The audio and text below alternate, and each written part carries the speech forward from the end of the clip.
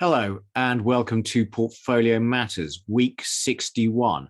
Now, it's been a huge week in the markets, very volatile, and we have lots to discuss this week. But before we get into it, Richard will read the disclaimer. Thank you, Keith. Everything discussed during the Portfolio Matters podcast is for informational purposes only and should not be considered as investment advice. Listeners should be aware that we will be discussing securities that we own or have a financial interest in. Please do your own research or consult a professional investment advisor before making any decisions regarding topics mentioned on the show. A full disclaimer can be found at the end. Keith, what have we got this week? Thank you, Richard. Before we get going, thank you to everyone who turned up for our quarterly drinks on Wednesday night. At our age, it's nice to meet new people. Anyway, news this week. Well, the Russian invasion of Ukraine continues, and that is causing enormous ructions in world markets. So we had spikes in oil, natural gas, and nickel. The spikes in oil and natural gas have come down, but when we show you the charts, you'll see that they remain very elevated. So the US and the UK have banned Russian oil imports, although the extent to which that will be effective is open to debate. Oil being fungible, after all, or largely fungible. The US has officially ended QE this week, and the EU has announced that it will scale back QE on schedule despite the war in Ukraine, and that has had an effect on EU bond prices.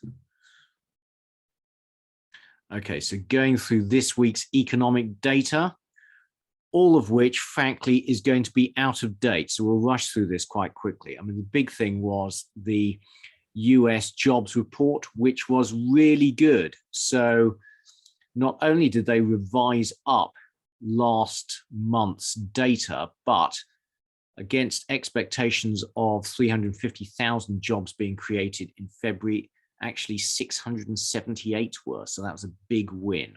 And the unemployment rate ticked down to 3.8%. So as of February, the US jobs market is looking really strong.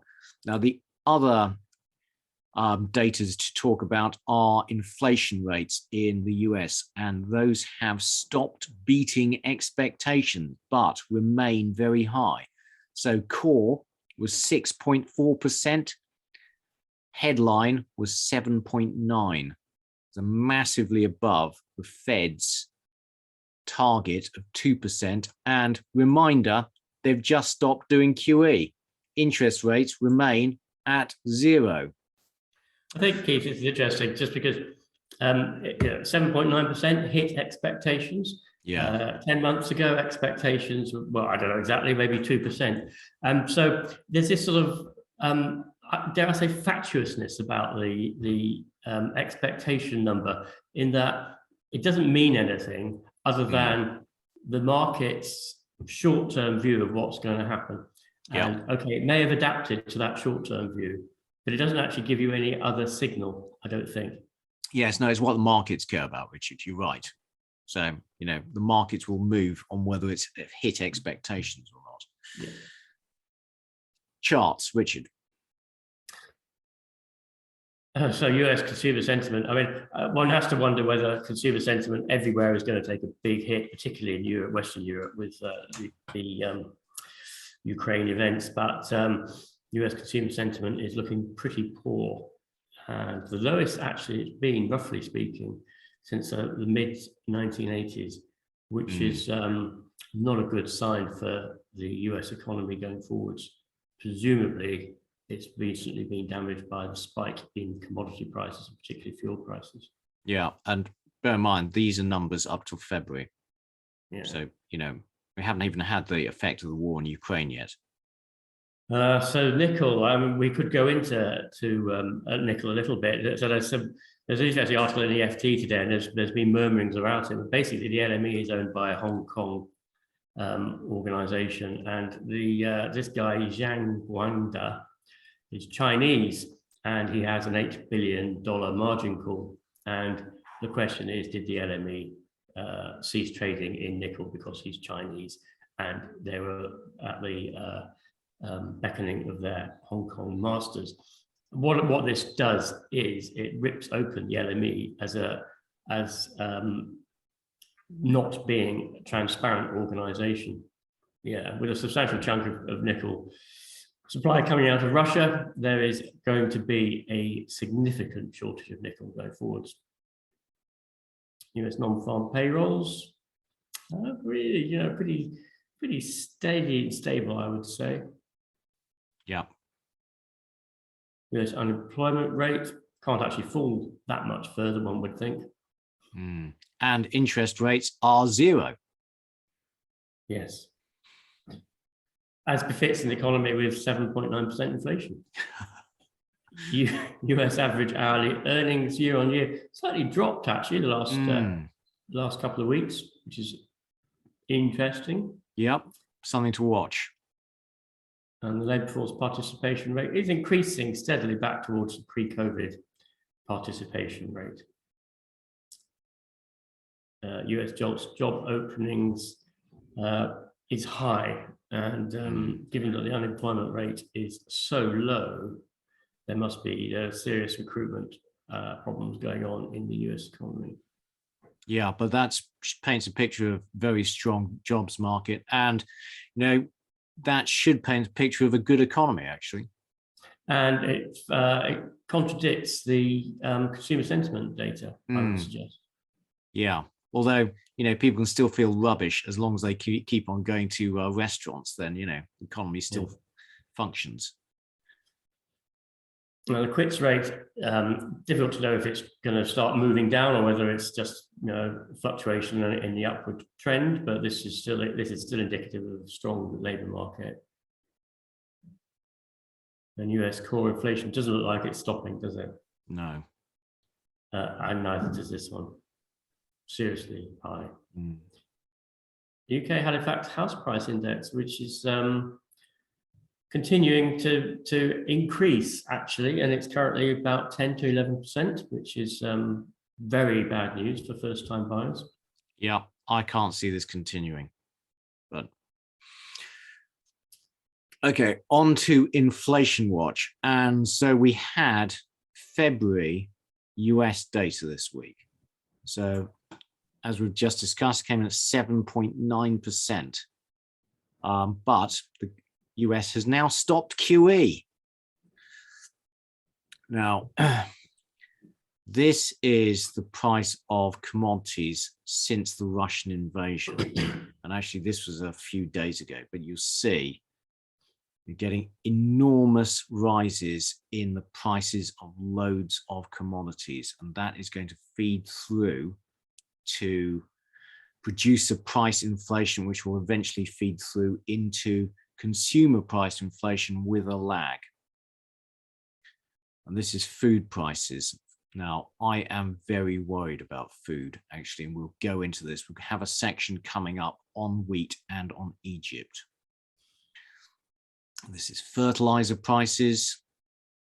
Fertilizer prices are a function of natural gas. And as natural gas has risen, so fertilizer prices will inevitably rise.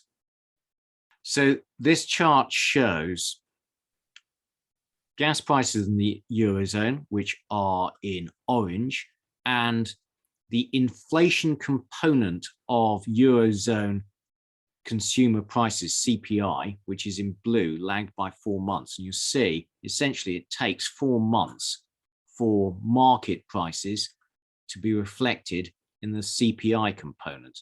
And that is going to rise very quickly in the next few months. And these are German 10-year ahead inflation forecasts, expectations, and they are rising quickly. It was not so long ago that they were approaching 0. I thought this was interesting. This is the US supply chain, and it shows the components of supply chain stress.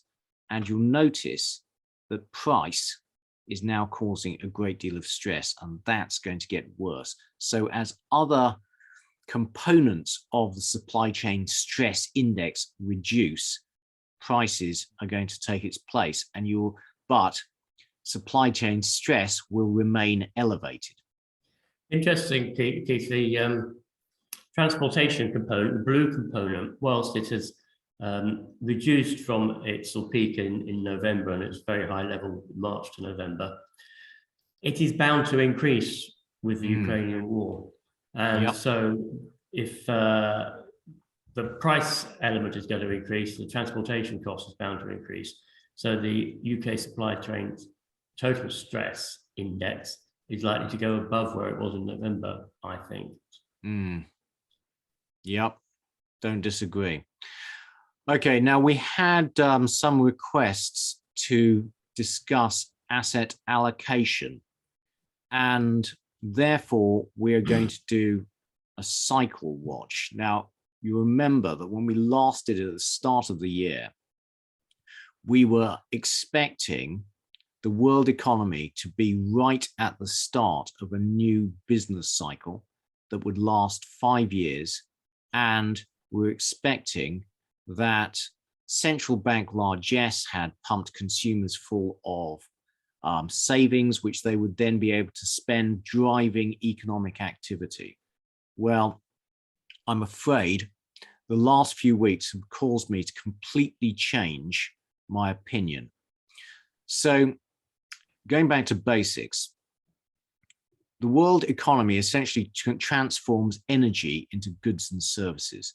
And this is a chart we featured a few weeks ago, and it shows the energy usage of humanity. And you'll see the vast majority of it is hydrocarbons, gas, oil, coal. Renewables are a rounding error at the bottom. A lot of the non-fossil is hydroelectric. And fuel prices are going through the roof. So this is Brent crude. Although it's spiked to over 130 this week, it's settled today at 111. The 1970s OPEC related oil spike is there in the red circle at the bottom. Inflation adjusted, this is what it looks like. That is an enormous move. And oil markets were tight even before the Russian invasion of Ukraine. You'll see inventory levels in the US are drawing down, and they're going to be going soon well below their 5-year range. We are basically continuing every week to draw down stocks of fuel and crude oil because demand exceeds supply. And this week, when we go through the data, the US inventories fell by 10 million barrels. These are US natural gas futures. Now, we have no data prior to 1990, but they're climbing. This is EU 1-year view, natural gas. You see there's a huge spike this week, which has come back down. But if we look at it on a 25-year view, that spike would be way off the chart. And putting things in perspective, where it's settled today at 117, it was at 20 last cycle. This is UK. It went to 550 and has settled down to basically 300. But again, if we look at the 25-year view, it used to be at 50. It's 6 times higher. These are Australian coal futures going parabolic. And this oil shock is very substantial. It is comparable to the 1973 oil shock, which caused a huge recession. Now, we can argue about where you should be starting your comparison, but the speed with which oil prices have risen will be undoubtedly causing a great deal of stress. So I think rising energy prices are going to knock the world economy. And the knock-on effects are everywhere, in particular in electricity prices, which UK viewers who've got their revised electricity and gas bill will understand this. Electricity prices are going through the roof, and that's going to affect the price of everything, but in particularly electricity intensive industries, particularly electricity intensive industries such as aluminium smelting, iron, steel production, etc., etc. And we've just shown you this chart, but even before the Russian war, consumer sentiment was taking a big dive. And we have just had PPI numbers in Europe, and they are amazing. So this is producer price input inflation for Italian industrials. It's 33%. So corporate profit margins are going to be absolutely squeezed. Germany is 25%, France is 22%, UK 9.9%, US 9.7%. And an indicator of what the market thinks, cyclicals are underperforming. So suddenly, previously, everyone was expecting a strong recovery by cyclicals. Well, suddenly cyclicals are underperforming. And when you look at leading indicators of corporate earnings, they are taking a huge hit. Elsewhere, so what I'm going to be arguing is that the huge rise in energy prices is going to derail the world economy. But it has been pointed out that the world economy is much less energy intensive than it was in the 1970s. But I think that is a false argument. Essentially, each barrel of oil now is used more efficiently, so it supports more GDP. So the flip side of that is if there's less oil, then the fall in GDP you might expect would be bigger. And also, when people talk about households spending less on food and energy, although they spend less on food and energy, if their bills double, they're still going to be taking something like 3 or 4% out of their household budget that they would normally spend elsewhere. And that means that demand for other goods and services will fall commensurately. So I don't think that's a very good argument. I completely agree with you, Keith. I mean, the fact that food and energy is less as a percentage than it was 40 years ago simply means that consumers have substituted other goods and services for food and energy. And the other point I think is really interesting is to do with this energy. So I think I might have mentioned it before, but basically there's this principle that the more complex a system is, the more energy it takes to sustain it. And modern society is a very complex, modern Western societies are very complex systems.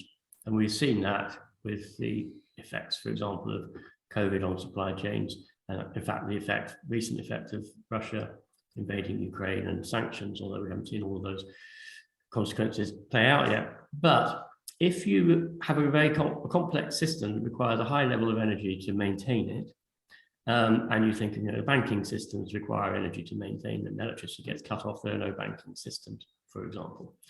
Then if you reduce the amount of energy that can be consumed, your society has to become less complex.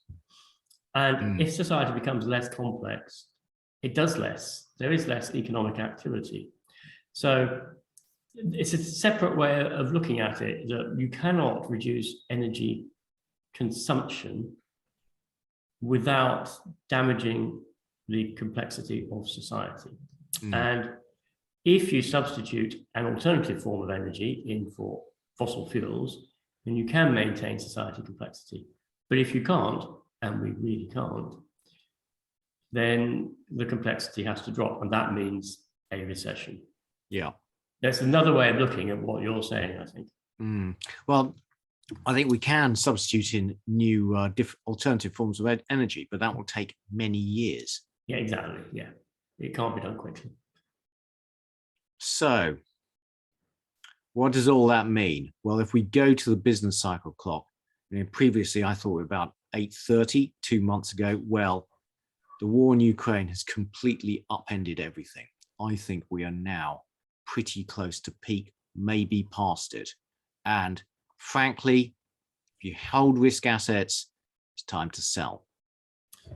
There's a bit of subtlety in there, Keith, I think, isn't there? In that some assets will do well during the next, the movement through contraction to trough. And so you want to hold those assets, you want to understand which assets they are, and then you want to hold those, and you want to sell the ones that will do poorly. But I completely agree with your thesis that we are heading into a recession. I think there are a couple of provisos there. I think central banks, and I know the ECB has announced that it's going to be ending QE and will be raising interest rates. I don't believe it, actually. I think that once the Eurozone goes into recession, they will reinitiate QE. And I think that the US will also reinitiate QE despite inflation. I think they'll try and find a way around it. And that actually, I think that makes it harder to predict which assets, some of the assets that will perform. But in some senses, you don't need to be in them because there are other assets that should perform well during the coming contraction and inflation environment. Yes, just to reiterate, we don't give advice on this channel. We only give our opinion. So, in my opinion, it is time to sell. Yeah. And if we look at the Goldman Sachs equity market cycle clock, well, I think we are currently, I'm amazed by the level of optimism that remains in the market and the lack of a huge sell-off. And I think it's time to take advantage of that because I don't think it'll be long before the market turns down. One of the things that I have noticed is a lot of pundits are coming out saying that if you look at other occasions of war, it's been good for the stock market. And I think it's very dangerous to make that extrapolation under the current circumstances because we have got a huge discontinuity in commodity supply, which most other wars haven't caused, I think. Precisely, Richard. Very well put. That's exactly right. Is that the trouble with these one-factor models is that the world is a complex system. Now, a reminder of what happened during the Great Financial Crisis. February 2007, we had the first intimations of subprime mortgages problems, and loads of losses were being announced throughout 2007. In February 2008, the British government nationalized Northern Rock. The big sell-off came in October 2008. The market actually can be remarkably slow to appreciate when economic conditions have changed. So I don't think there's any need to panic necessarily to get out, but I would definitely be now reducing risk positions. So in summary, the world economy has reached the limits of its energy capacity, as exhibited by the spikes in the oil price, natural gas prices, and coal prices. There's not enough energy to support economic activity. And so I think the world is soon to enter a recession, and you should adjust your asset allocation accordingly. Although I thought this was cheery. So the alternative view is from BCA Research, who are saying, well, there's actually a 10% risk that the world will end in the next few weeks due to a nuclear apocalypse. So you might as well stay long.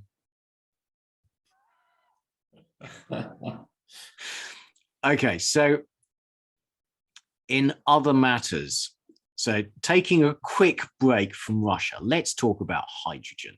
And special thanks to Leebod for our Discord channel for putting me onto this. But okay, so hydrogen is being touted as the green energy solution. The idea being that you use loads of electricity from wind farms to electrolyze water.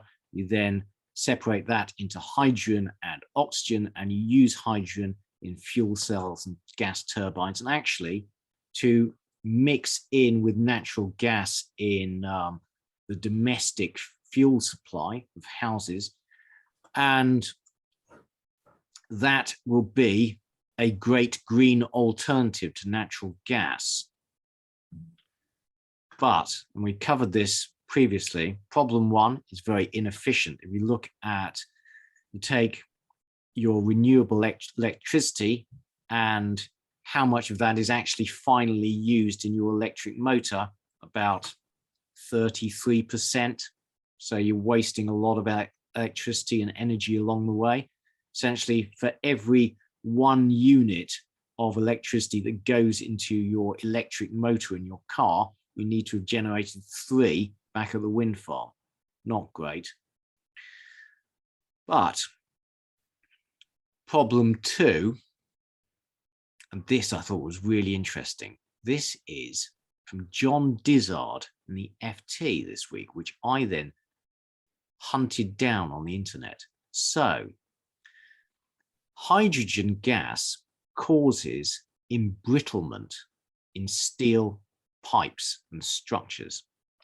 So all metals have a natural fracture system, crystal system within them, and hydrogen molecules are small enough to get into the cracks, and they then widen the cracks, causing embrittlement, and that is at at room temperature and pressure. That's a problem, Keith. That's a problem. So you need to use special alloys. You need to use special stainless steels to prevent this. Problem 2 is at high pressures and temperatures, hydrogen reacts with the carbon in steel to produce methane and essentially leaches out all the carbon in steel, returning the steel to raw iron, which is very brittle. So if you're going to build a hydrogen economy, you need to replace all the pipes everywhere with very expensive austenitic stainless steels with high level of nickel and chromium. Just saying. It's really interesting. Yeah, and actually, it was this section I meant to thank Leebod for, not the last section. Anyway, Egypt. So let's talk about wheat. Another big export from Ukraine and Russia, in addition to oil and gas, is wheat. They supply almost 25% of world wheat, and they mainly supply it out of the Black Sea ports. We talked about this last week, in that shipments from the Black Sea have essentially ceased. And when you look at where all those exports go to, well, a lot goes to Egypt, Turkey, Bangladesh, etc., poor countries. And these are wheat prices over 1 year. You look at it over 25 years, that is an enormous spike. These are corn prices over 25 years, again, approaching all-time highs. And this is a particular problem for Egypt. Now, if we look at Egypt's population growth, back in 1950, it was about 20 million. It is now 106 million. And essentially, Egypt has outgrown its ability to feed its population through domestic food supply. So Keith, you know, the chart that you brought up quite early on, which showed the world population and the energy consumption and how effectively the two are in lockstep. again, you could switch that around and you can say, well, what's cause and effect? Is the the cause of the increase in world population is the availability of a lot of cheap energy, which has gone into agriculture and enabled populations to grow massively because there has been sufficient food to feed them. And if we're moving into an energy crunch, then if that mildly exponential graph of the energy usage starts to drop down, then you may expect the population to follow it. In other words, starvation and death by starvation. Yeah, well, that's a very good point, Richard. You are, of course, right that the exponential growth in humanity's energy usage has enabled the population growth through fertilizers, etc. Now, if we look at Egypt's imports, well, Egypt is the world's largest importer of wheat, 13 million tons. It's the 6th largest importer of corn, 10.3 million tons. It's the 7th largest importer of sunflower oil, 410,000 tons. And 85% of its wheat and 73% of its sunflower oil come from Ukraine and Russia, as well as a lot of its fertilizer. Reminder, Belarus, which is also subject to sanctions, is a big provider of fertilizer, as is Russia. And even before the war, fertilizer prices were rising. And Egypt is going to need a lot of fertilizer just for its own domestic cereal crops. And the reason we're looking at Egypt is that Egypt has a big poor population, and also it subsidizes bread. So each person is entitled to 5 loaves of bread at 5 pence a day. And that subsidy is just going to be unaffordable now that wheat prices have gone through the roof. If indeed Egypt manages to get enough wheat to feed the population, which is Richard's point.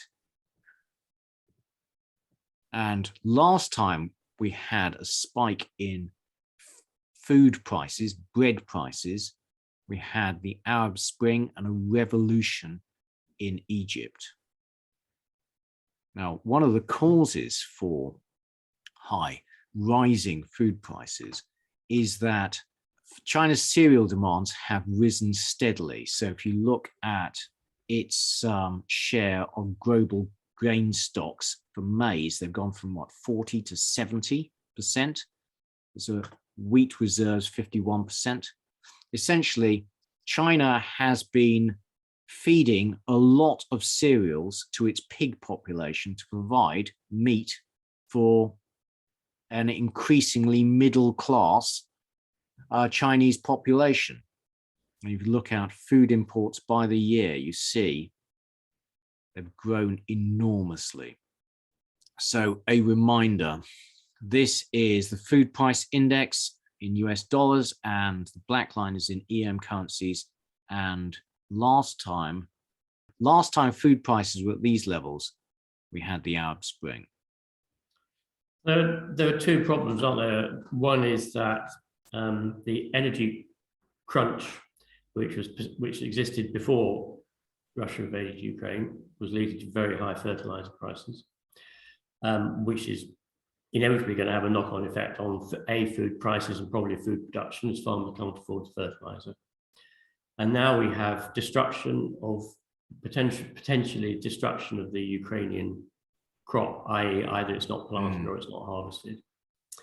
And you can probably assume that one way or another Russian grain will get into the market because they'll sell it through China in some way. So, but the Ukrainian supply of wheat is something like 12 or 15% of world production. And if that is lost, and it produces other agricultural commodities, if that is lost even on its own, it causes huge problems. And it can't be exported. because well, it goes out absolutely. through the Black Sea ports, and you can't get your shipping insurance for the Black Sea ports, even if you can get your grain to the Black Sea ports. Well, I really question whether Ukrainian farmers will be able to sow this year's crop or get the fertilizer to sow this year's crop, etc. There's undoubtedly going to be a huge disruption to world food supplies. Yeah. So, not good in summary. Expect rising food prices and food stress, particularly in the developing world, which could result in unrest. Is this a time to investing in emerging markets? We question. Okay, now on to the US February jobs report, which was great. So 678,000 jobs created. Unemployment fell to 3.8%. If you look at the industries, there's loads of jobs growth pretty much everywhere. Actually, a very strong jobs report in February. And if you look at permanent job losses, well, actually, this has been the fastest recovery from recession ever, largely because a lot of these jobs were lost through essentially mandates, telling people to go home and not work. Labour force participation rate, despite all the pessimism, is actually recovering very nicely. And people who are looking for full-time work actually can largely find it because it's a tight jobs market. And the long-term unemployed are rapidly returning to work. So all of that's great.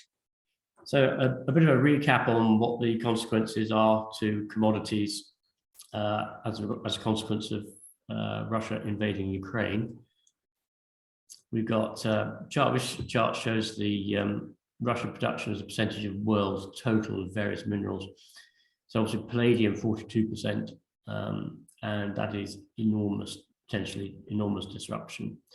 And then for the other metals, there's significant but not massive disruption, and probably least of all finished steel.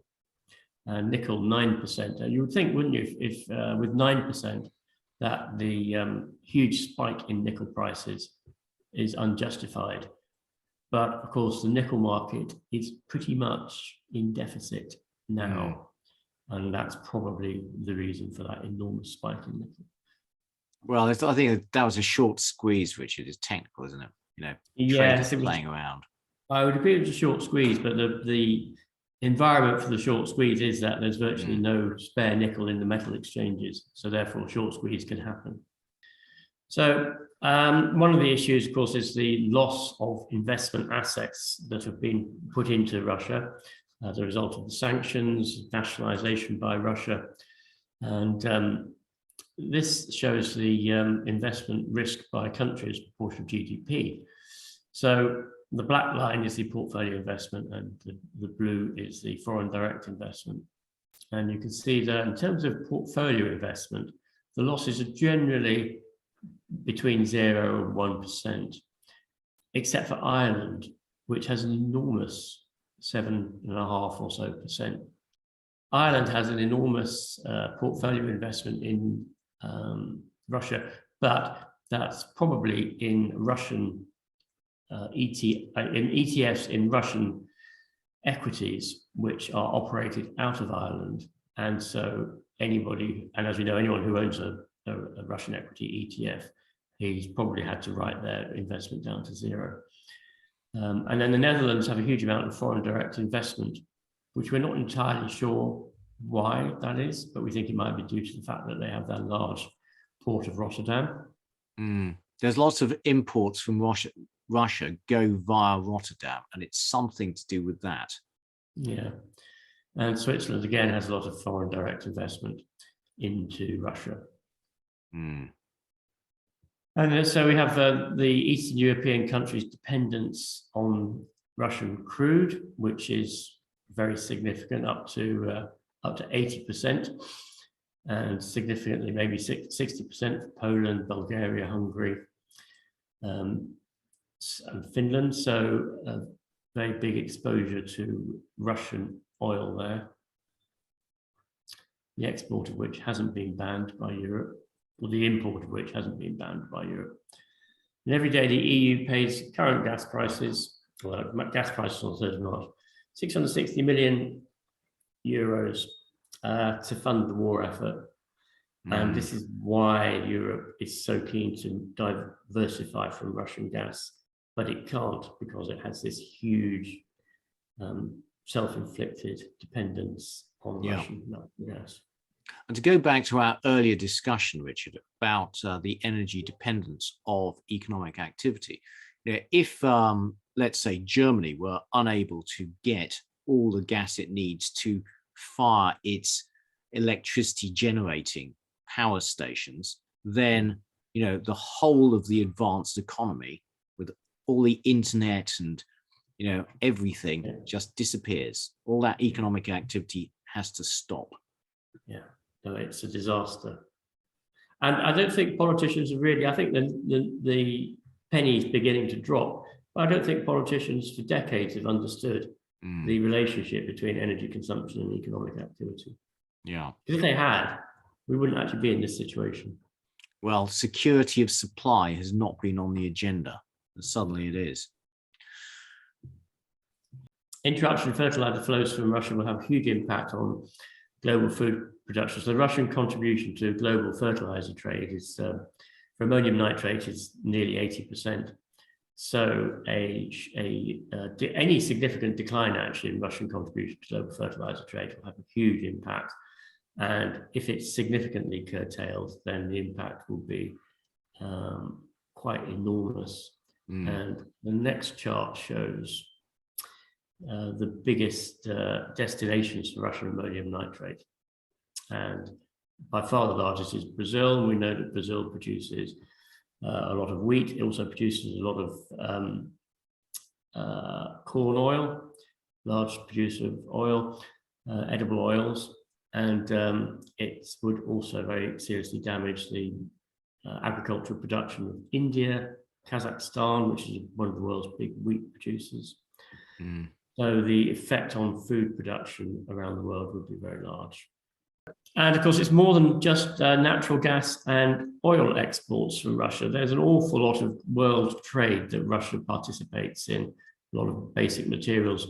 And the impacts on world trade, world economies are going to be very large, to a significant extent, I suspect, unpredictable and long term. And even if the war were to end today, the disruption to world trade would go on for a long period of time, because the sanctions certainly wouldn't come off if the war were to end today. And so the uncertainty is very great. Yes, I completely agree. So the risk of Russian default is very high. Well, I think Russia basically, it either has defaulted or it will default or it wants to default. I noticed that it's considering that it's now going to pay back its foreign debt as it falls due in rubles, which are effectively useless to anybody outside Russia. And I also saw that PIMCO, they have got significant exposure to Russian debt, but they also wrote some CDS certificates, which I think they also can't actually monetize. Oh dear! So they wrote insurance on Russian bonds. Yeah. Oh dear. So, yeah, so they doubled their exposure effectively, and I think they've got quite a big exposure to Russia. Well, that's going to hurt. Okay, on to other charts. And I'm afraid we've got a lot to cover this week. So a reminder, what happened in the 1970s? We talked about this in some depth last week, but oil did obviously very well and commodities did okay, but every other growth asset, including energy stocks, got very badly hit. So be afraid. Now, something that was a topic of debate on Twitter this week was that the FRA OIS spread, which basically shows stress in financial funding markets spiked, except I've looked into it and it didn't really. So this is the LIBOR overnight interest rate spread, and it ticked up a bit, but actually there is no real stress in financial funding markets, which is good. I think one of the lessons from this, Keith, is you need to be really careful. One needs to be really careful looking very short-term charts, because they can show a huge correction, which in a historical context is spurious. So you always need to look at the longer-term chart to see what the context is of a particular big move in a very short-term chart. I completely agree. But having said all that, Credit Suisse and a lot of European banks, they will have losses, and the credit default swaps on Credit Suisse are rising. So financial assets such as banks, etc., I would be very, very wary of holding them through this period. Now, the Treasury yield curve is not yet signaling an imminent recession. So I think they're wrong. Okay, so I would say, the Treasury yield curve wasn't and still isn't signaling 7.9% inflation, is it? Yes. So as a signal, I think this is probably pretty broken. Yeah. But the markets are retreating on expectation of Fed interest rate rises, which I think is absolutely right. So the 10-year real yields have collapsed back again to -1%. And the bond market is essentially forecasting stagflation. So you look at break-even interest rates, they are rising, but the spread between the 2 and 10-year bonds is collapsing, and that is indicates that essentially that they are not expecting many interest rate rises in the next couple of years because they don't expect the economy to be very strong. If we look back at 1973, the difference between what happens then and what will happen now is that then the Fed raised interest rates into the crisis, exacerbating financial difficulties and the difficulties of the economy. Now, this time it's not going to happen. So history rhymes, it doesn't repeat. And so we need to be very careful about taking the analogy with 1973 too far. Actually, there's just a great deal of uncertainty. This is your comment about single factor models don't work, Keith, isn't it? Yeah. And this would be a single factor model. And I think what I think central banks have learned from the mistake that they made in the 1970s, but the issue we have now is we have rampant and I would say ingrained inflation.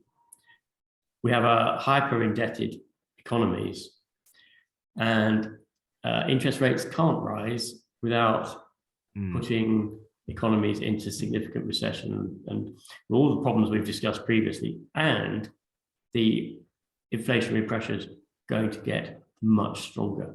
Yeah, I completely agree. And so central banks were trapped, but basically the trap is closing on them.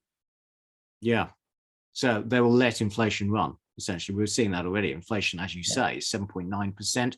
US interest rates are 0. And somehow still financial central banks have credibility. Explain that one to me.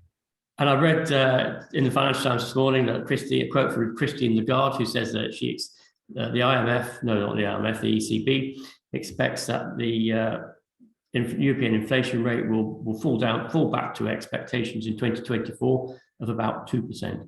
Yeah. In the meantime, it's going to go to 300. Yes, exactly. And also the quote that the ECB will do whatever is required to ensure stability, which is straight out of Mario Draghi's playbook. Yeah. But I don't think it can anymore.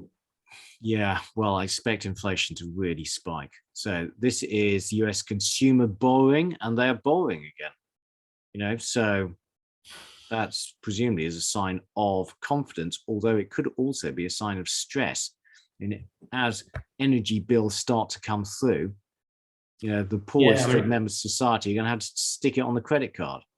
It could be a reflection of full employment or the high level of employment as well. Yeah. But reminder, China hasn't gone away. The stresses in the Chinese property market, we've been distracted by the war in Ukraine, but these are Chinese junk bond yields.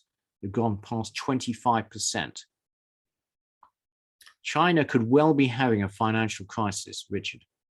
Yeah, I think it's really interesting, Keith, isn't it, that there are huge issues that pertained before Russia invaded Ukraine, and they have effectively been sidelined clearly by the significance of what's going on with Ukraine.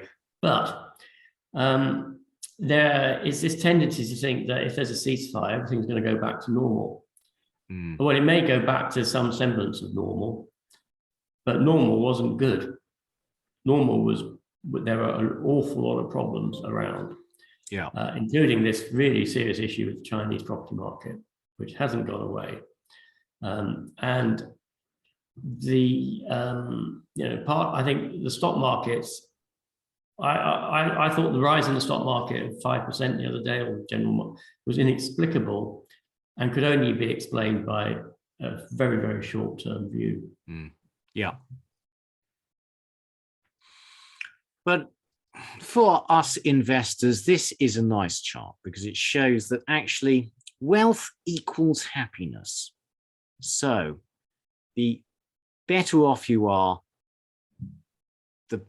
the higher your feeling of well-being. And even better for viewers of Portfolio Matters is the fact that if you get really rich, your feeling of well-being, it actually declines from being just pretty well off. So, as I'm sure Don't over-egg it. Sorry? Don't over-egg it. Yeah, exactly. So, I don't think anyone on this channel or viewers are going to be in the top decile, but we do all right in the decent deciles. The wealthier you are, the happier you are in general. So the world's equity markets are very, very volatile week for equities, but actually not very much movement overall in the great scheme of things. The FTSE share, not really very much changed. Stocks Europe, likewise. The S&P and the NASDAQ down between 2 and 3%. The Topix down 2.5%. Bitcoin didn't have a particularly good week, down 5%. And the pound, the dollar had a very strong few weeks, and the pound down 1.8% against the dollar this week. So is quite a big move. Dollar index is up 3% on the year, and it's fallen back from its highs. I think during the week it was 99 and plus something. So the dollar is benefiting as a flight to safety from the events in Europe. So this is the huge move in the DAX on the day, and DAX was punished where after Russia invaded Ukraine, and then it bounced. It was at I don't know how many percentage points. 7% on the day.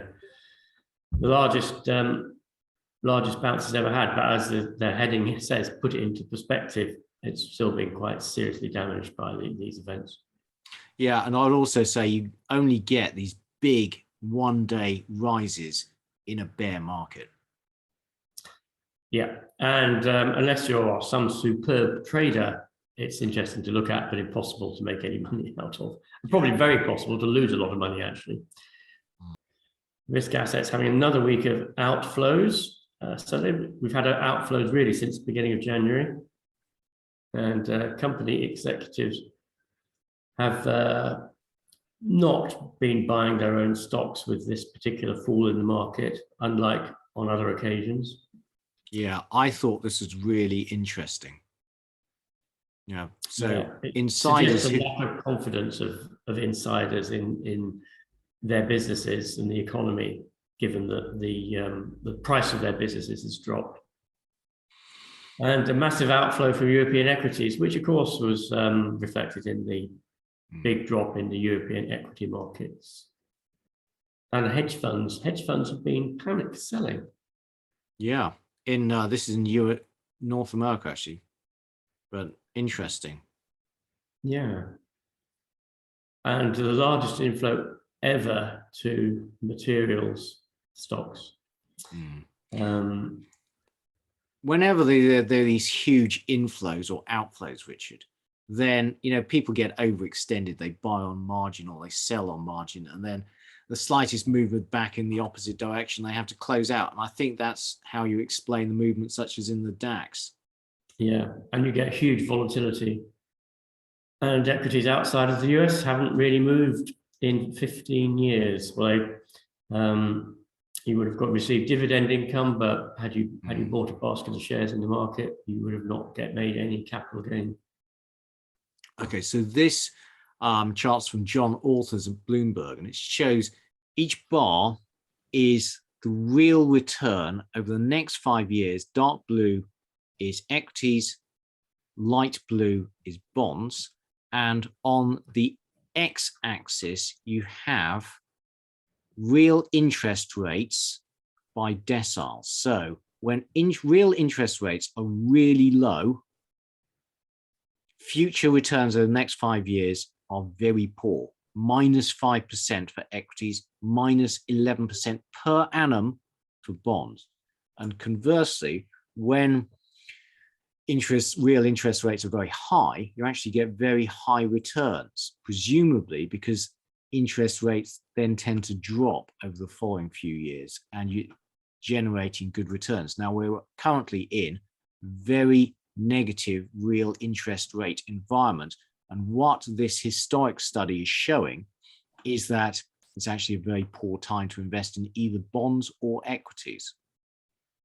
Yeah, and we sort of know this intuitively, don't we? Because if interest rates are high, stocks tend to be discounted or are discounted at a higher interest rate. So the value of their future cash flows is lower, so the value of the business is lower. And then as interest rates fall, the discounted valuation increases, so the stock valuation increases. So, and at high interest rates, it's more likely that future interest rates will be lower than higher, and vice versa. So sort of you intuitively know that that's the case, but this puts it in black and white or light blue and dark blue, that is the case.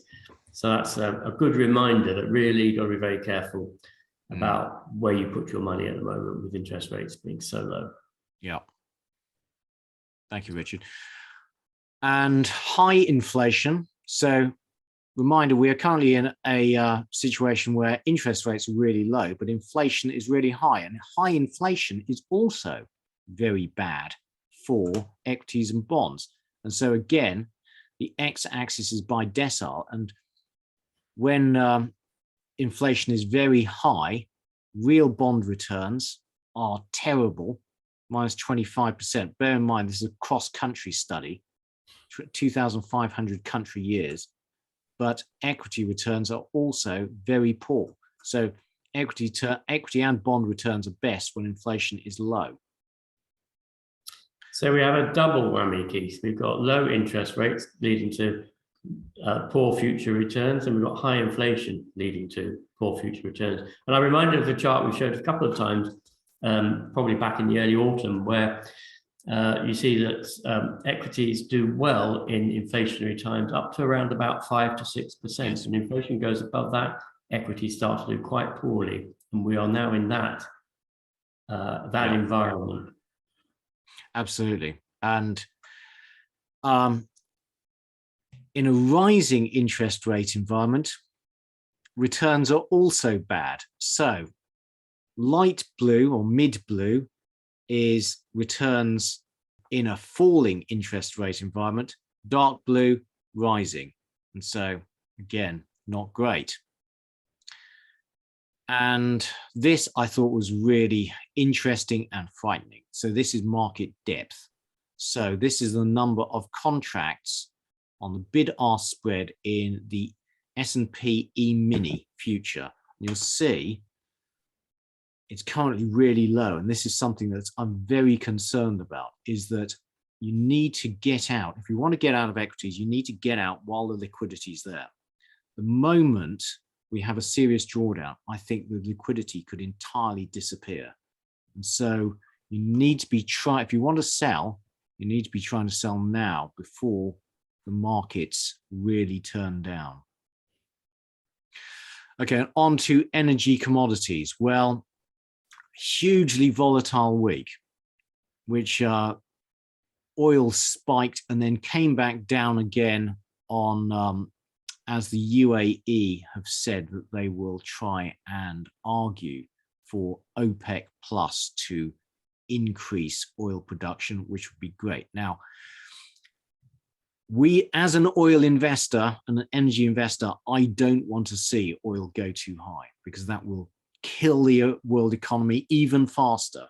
And you want oil prices to remain elevated so that your oil companies make consistent profits without it going too high and killing the world economy. So that is all good news.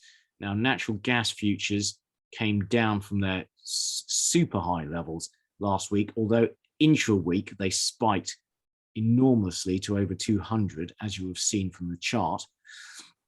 But when you look at the performance year to date, oil is up 43%, natural gas up 76%, coal is up 124%, and the week's big mover was uranium, which was up 17% on the week and 38% year to date. Energy is expensive. If we now look at the figures of relevance for the oil market, the US inventories fell by a further 10.3 million this week. So demand is outstripping supply. US crude oil production was unchanged at 11.6 million. So that's still down 200,000 barrels from the start of the year and not growing. So despite very high oil prices, there has as yet been no response from the world's swing producer, US shale. And the rig count, mystifyingly, actually fell last week. It fell by 3. Is this due to the virulent ESG movement against oil production in the US, Keith? I think in part it is, because certainly a lot of financial firms have ruled out investing in shale or providing funds to shale companies. So it may simply be that they're starved of, currently they're being starved of investment. Yeah. Although at the current price of oil, you would think that they would be able to self-invest. No, absolutely. I'm mystified by the fact the rig count actually fell last week. A reminder that the world green transition is not going well. So this shows the amount of investment in solar and wind we need to get to net zero, and we're just nowhere near it. So we're going to need fossil fuels for a good time yet. This is crude oil spiked to 125. This is WTI. Brent actually got to 130 before settling down. It's been volatile. Now, a reminder that last time the world oil markets were upset by a war, OPEC quickly stepped in. So this is OPEC supply around the Iraqi invasion of Kuwait. And you'll see that Iraqi and Kuwaiti oil production dropped, but was quickly replaced by increased production from Saudi Arabia and the rest of OPEC. That's not happening this time. And OPEC is continuing to fail to meet its own targets, which is not very encouraging. It suggests there's less spare capacity than they are saying. As we've discussed previously, and as we considered was one of the factors in the continuing rise of the oil price before Russia invaded Ukraine. Yeah, and despite the recent rise, actually after the Iraq invaded Kuwait, oil prices went a lot higher. And, you know, we're at an early stage of this path where I'm fully expecting oil prices to keep rising. The UK and the US have said they are going to stop allowing the imports of Russian crude, but they are both quite small importers of Russian crude. What really matters is that the private sector is essentially saying they won't handle Russian crude, and that is causing Russian Urals blend to trade at a huge discount to Brent. Where does Russian crude get loaded onto tankers, Keith? Do you know? It'd be somewhere in the Baltic, surely. There are pipelines to China, but they come from the eastern oil fields. Most of the oil fields are in the west, and all their export lines are to western ports. Basically, oil is to a fairly significant extent fungible, isn't it? As long as the refinery can process receive the grade of oil that it's been designed to refine. So, in order for Russian crude to be fungible, it would then need to be loaded onto ships in the Baltic and shipped around to China, presumably through the Suez Canal to China, which would be and then China would import less oil from other sources. So that might be what happens in due course. But because of the sanctioning, it may well be that ship owners feel they can't take on cargoes of Russian crude. And therefore, whilst China might be prepared to buy it, Russia won't be able to get it out. Yes, no, I completely agree.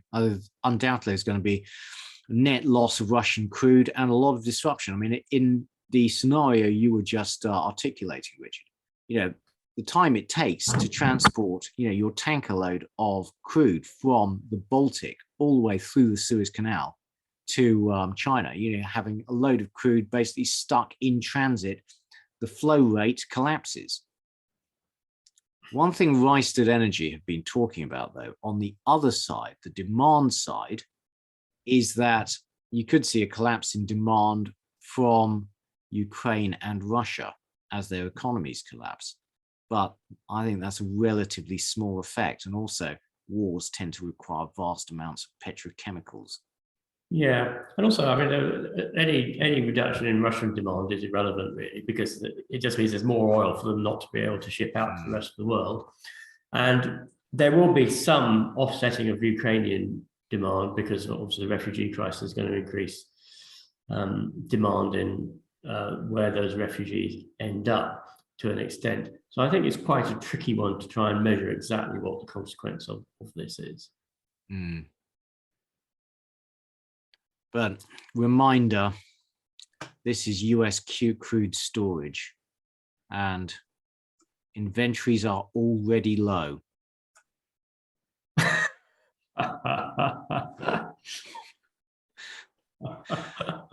Okay, so on to Dutch natural gas futures, which spiked massively during the week and have since come right back down, but remain very elevated. Reminder, last year they were 25, they're now 5 times higher.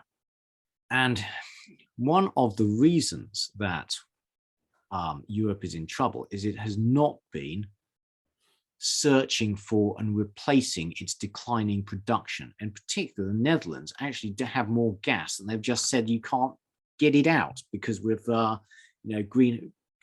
greenhouse gas emissions and global warming. So they've now gone back on that, but we're going to cut our dependency on Russia. We need to start looking for gas again. And the poorest members of society spend the most on fuel. So for the lowest quintile, this is in the US, they spend 23% of their income on utility bills, fuels, and gasoline. And those are going to rise. That's going to be really hurt the poor. And coal has gone absolutely ballistic. And these are projections for world coal demand. And in 20 years' time, we're still going to be using a lot of coal. I was interested in your little chart on hydrogen production, Keith, a while ago. One of the routes of removing metallurgical coal from as a required material in steel production is to use hydrogen gas instead of metallurgical coal. It has the same effect. And well, clearly, given where we are with fossil fuels generally, there is no way in the next decade at least that hydrogen gas can be used to substitute to any significant extent for metallurgical coal. Yeah. Uranium spiking.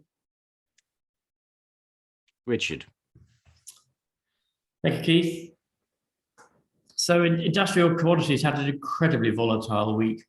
And I think let's look at the year-to-date changes, really. Aluminium, 25%, cobalt, 16%, copper, 5%, chromium, almost unchanged, iron ore, 31%, and lithium, nearly 80%. Magnesium actually down on the year, neodymium up 30%, nickel up 131%. And we've discussed the short squeeze in that. Tin 13%, ferrovanadium up 65% on the year. And then the week changes. I mean, the prices of all these commodities during the week has been extremely volatile, and I think will remain very volatile for the next few weeks. So in a sense, the weekly change is less relevant, but the year-to-date changes, with the exception of magnesium, all of these industrial commodities are up, many of them significantly, which will all increase price pressure. Yeah. So aluminium, cobalt, copper. So copper inventories are low. One of the interesting outcomes, I think, of Europe's move to divest itself of its over-dependency on Russian gas is to increase the rate at which it develops renewables. And we already know that the basic resources necessary for the energy transition are insufficient, for the rate of energy transition particularly are insufficient. If Europe tries to significantly increase that, it's going to put even more pressure on these commodities. So neodymium, cobalt, nickel, copper, etc. And there is going to be, I think, a huge amount of price pressure on those commodities over the next few years, definitely increased by recent events in Ukraine. So this is showing what the consequences would be of a disruption to copper supply from Russia. So the grey cloudy area is the copper stocks range in over the past 5 years. So it just gives us sort of indication of where stocks have been historically. The black line shows copper stocks now, which is already below the cloud area. And then we have a black dotted line, which shows what happens if there is no flow of Russian copper, and the red dotted line, which shows what happens if the flow of Russian copper is not disrupted. So if it's not disrupted, stocks are still significantly down at the end of the year on what they are now. And if it is disrupted, stocks disappear by the end of the year, and we are simply consuming all the copper that we can produce with no stock, which means copper supply will be incredibly tight, and presumably copper prices will be a lot higher. Now, we need to combine all of these thoughts with our view on the world going into recession. And you have to try and synthesize this information, which is quite difficult to do. So we're saying that demand for energy transition materials is going to go up. The price of those will go up, even whilst we're going into recession. True or false? My view is it's true. What do you think, Keith? I don't know, Richard, actually, but I think the only thing you can do is be reactive. Right, interesting. Chromium and iron ore, which is showing quite a significant uptrend now. Lithium has a little pause for breath. Magnesium, neodymium, nickel, tin, and ferrovanadium, which is doing very well at the moment. So precious metals had a mixed week.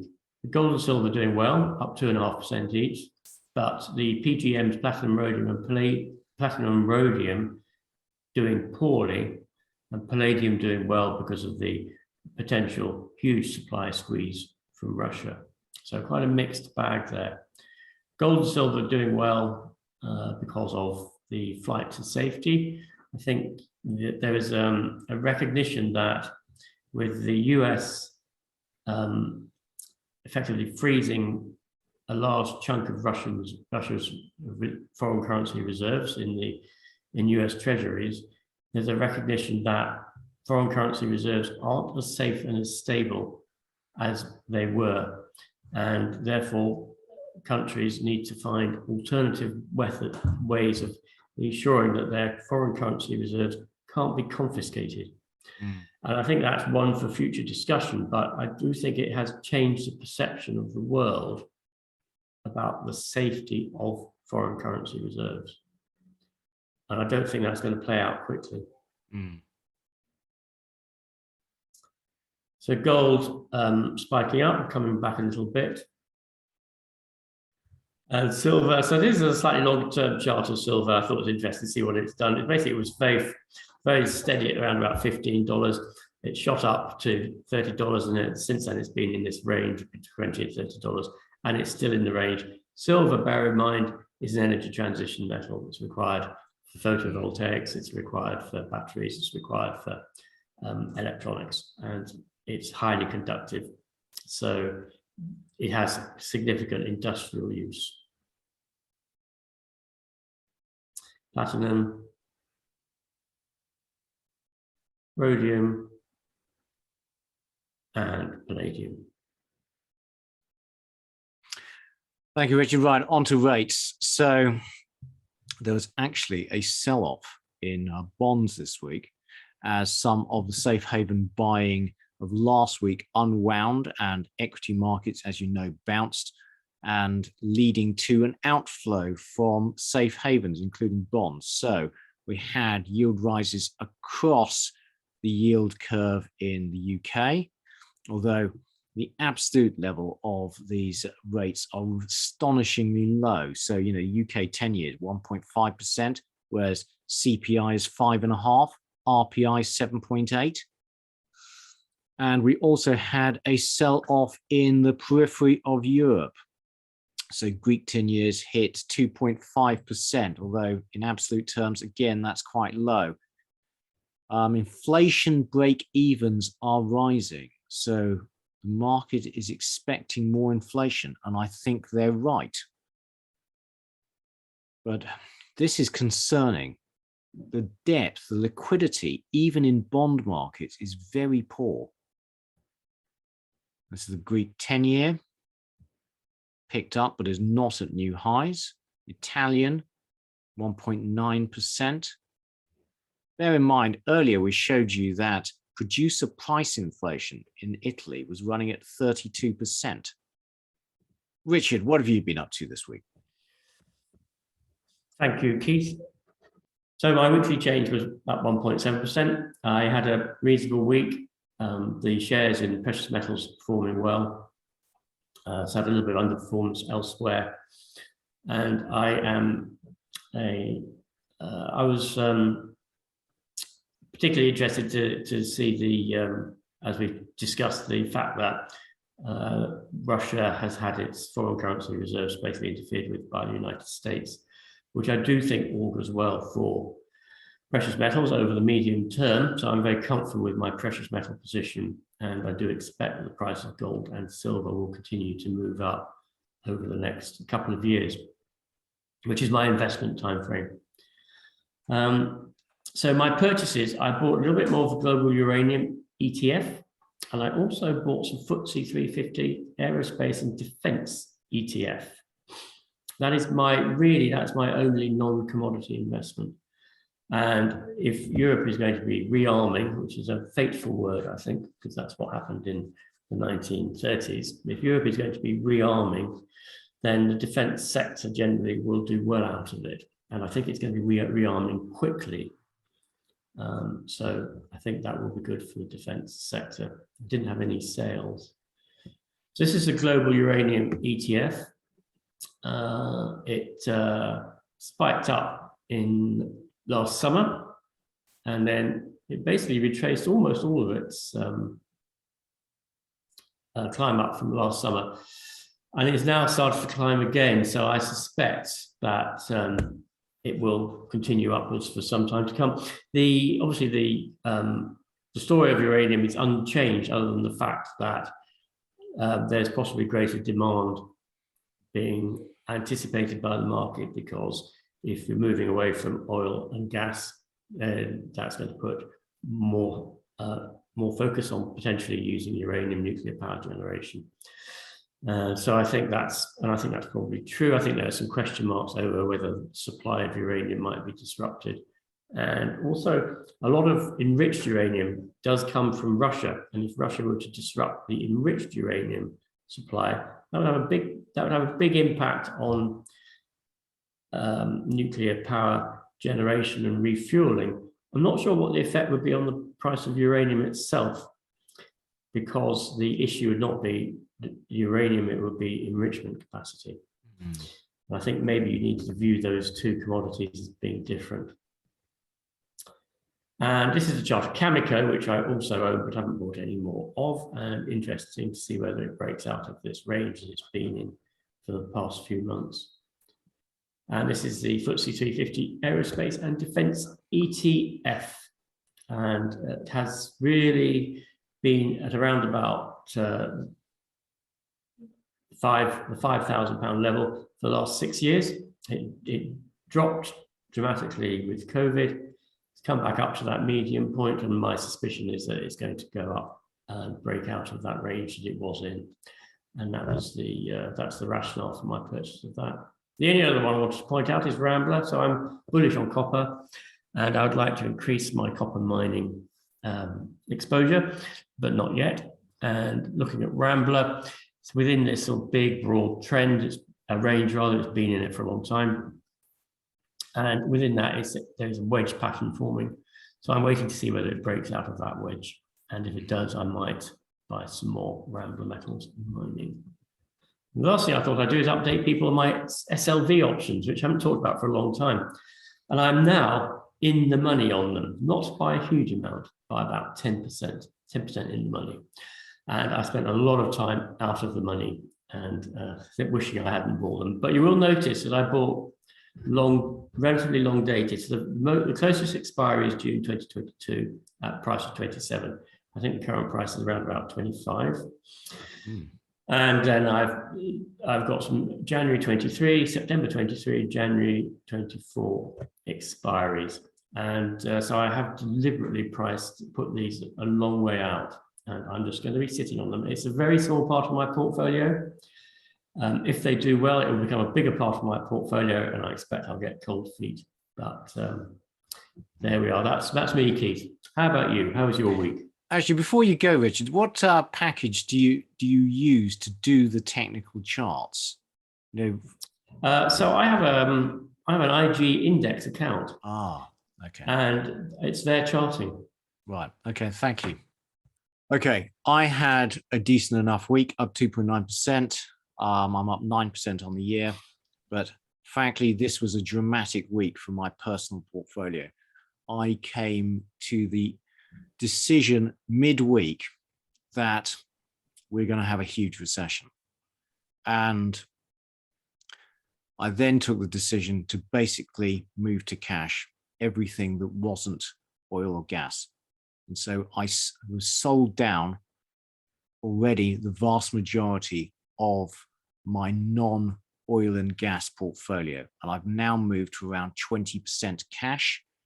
I still have some way to go, and I won't be just declaring all the stocks that I have sold yet until I've finished doing that. But essentially, I've been entirely ruthless. I'm just cutting absolutely everything. And my strategy, as regular viewers will know, is that I follow the oil cycle. And when oil prices rise, they kill the world economy, which kills the oil price. And when then everything collapses, and when oil prices are low, I buy in again. And I spend quite a lot of the cycle just sitting in cash and defensives and bonds and waiting for the equity market to crash. And essentially what I've done this week is I came to the realization that we weren't going to have a long business cycle, which is what I've been expecting at the start of the year. We're going to have a remarkably short one, and we need to get out while there's liquidity. So I have been just ruthless, selling everything and taking a lot of losses. And sadly, a lot of the companies that I was hoping would do well over the course of a long business cycle, I just don't think they're going to have the chance. So I've sold everything, crystallizing a lot of losses. And I only bought, actually, I increased my bet on energy because I think oil prices go higher in the short term. So I bought some PetroTal, which has assets in Peru, and I'd previously avoided buying, but it dipped 10%. I bought BP. I'm concentrating the portfolio. Essentially, I will be trying to avoid buying small oil companies now because liquidity goes, you can't get out. And I'm only buying the big liquid ones where, frankly, my holdings are trivial compared to daily liquidity. You can get out in half an hour if you so choose. So I bought some BP. The only stock I want to talk about is James Fisher, which had results. It'd previously been trending up, and I was rather hoping that I was heading back towards break even. Came out with results. The results were awful. Share price collapsed. I have sold. Now, that has been my biggest loser, and I will be doing my worst trade on that in due course. But once again, it shows A, turnaround situations are difficult. B, just take your losses. I could have sold at any point since when we covered it and its share price wasn't doing well. And I managed to convince myself that it was recovering, but actually we're now in a short business cycle. I don't think it's going to have the chance to recover. So I've sold an enormous loss. And on that cheery note, can I just cool. Yeah. So I think what you've just said is very interesting, Keith, and I think that one of the mistakes that private investors can make is to hang on too long. And sometimes it's better to crystallize your cash, sit back, relax, and then think about what the best move to do is without being distracted by your hopes and fears of your portfolio. So I think by doing what you've done, probably helps to clear your mind and to think better about what your next move should be. So I think that's a very, very interesting thing that you've done. And I think it's useful for us all to sit back and think, would we benefit from taking that type of a review of our portfolios? Yeah, absolutely. The thing is, as I believe I get better at this, you have to get better at just taking losses, just being ruthless. And actually, also, midweek, when I came to this decision, then you just have to get on with it. And actually, I was feeling quite anxious. I've got too much, basically, I was 100% exposed to equities. And I thought, I've just got too much. You need to get out. You need to generate some cash. And if things start to turn around, if there's a ceasefire, Putin's deposed, then reconsider, you have cash, put it to work. But if things carry on, and all the logic would suggest that the war in Ukraine is only going to get worse and sanctions on Russia will continue for a very long time, then I just can't see any way out for the world economy. And, you need to react before the market does. Yeah, interesting. Thank you. So thank you to everyone for watching, and please can you press like and subscribe to the channel. In the meantime, it's goodbye from Richard Wheater. And it's goodbye from Keith Jordan. Goodbye. Full disclaimer. The material and information contained in this podcast is for information and entertainment purposes only and should not be relied upon for making a business, legal or any other decision. We may own or have a financial interest in any securities mentioned. Listeners should conduct their own research or consult a professional investment advisor before making any decisions regarding topics mentioned on the show. Whilst we endeavour to ensure that the information presented on the show is correct, we make no representations or warranties of any kind, express or implied, with respect to the podcast and website or to any information, products, services or related graphics discussed or presented in the podcast or website. Any reliance you place on such material is strictly at your own risk. You are solely responsible for the investment decisions you make. We will not be responsible for any errors or omissions in the podcast or website, including in articles or postings, for hyperlinks embedded in messages, or for any results obtained from the use of such information. Nor will we be liable for any loss or damage, including consequential damages, if any, caused by a reader's reliance on any information provided by the podcast or website. Please do not listen to the podcast if you do not accept self-responsibility for your actions.